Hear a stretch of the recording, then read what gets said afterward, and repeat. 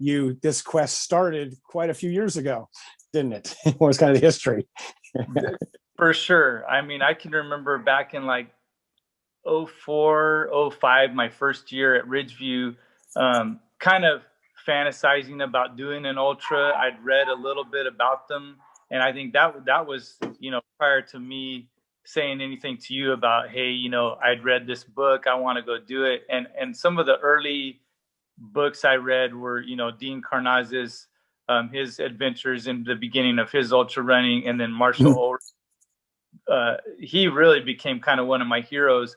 And it was like this romantic idea that I had, that I wanted to be an ultra runner.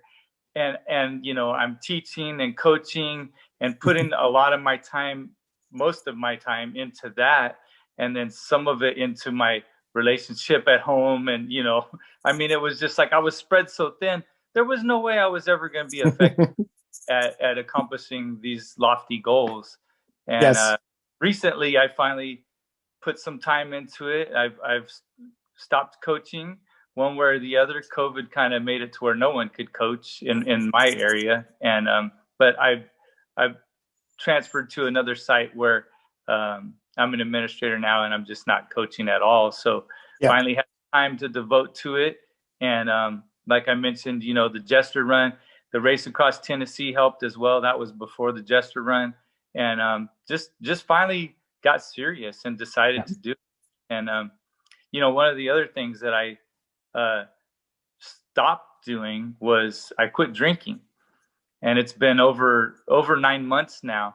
And that venture has really helped me. I got serious about training. I quit drinking. That almost makes your nutrition better because your body starts craving better food and sleeping better. Ended up losing 25 pounds.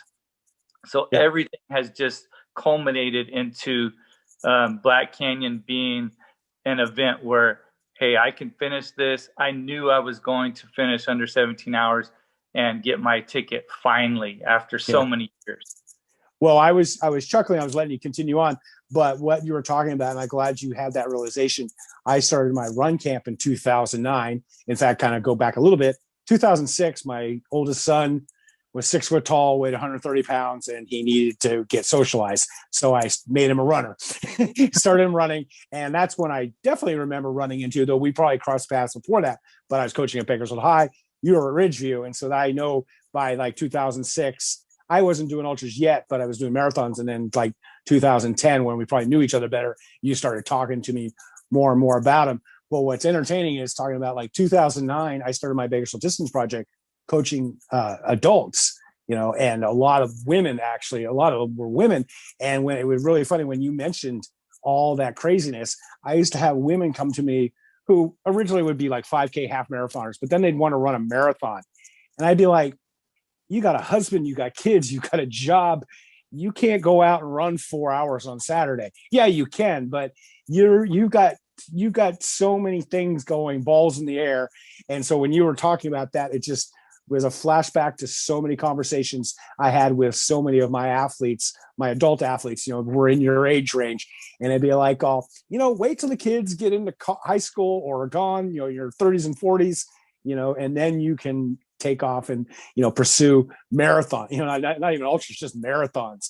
And, right now, half marathons are good. You can improve, you can train, and you can stay healthy and keep motivated. So, and kind of like how you got into that age now, you moved out of the classroom, you moved out of the coaching. And of course, Adam had really great teams at Ridgeview. They won a lot of, city championships. Valley, we're here in Central California, and then ended up, his team won the state cross country a couple of years ago. So, now he's moved off and finally left coaching. He took a while to even leave coaching. He was doing very many. He'd go, I'm done coaching. And then I find out he's coaching soccer or tennis or something. So, yeah, so it's good. It's been a long road, but hey, like we came and we hiked yesterday and someone kind of stole my thunder, but I wanted to whip my phone out and I still did. I played the Chumbawamba song, Knock Me Down song. So, he kept going, says you definitely pulled it off. And, congratulations on all of that.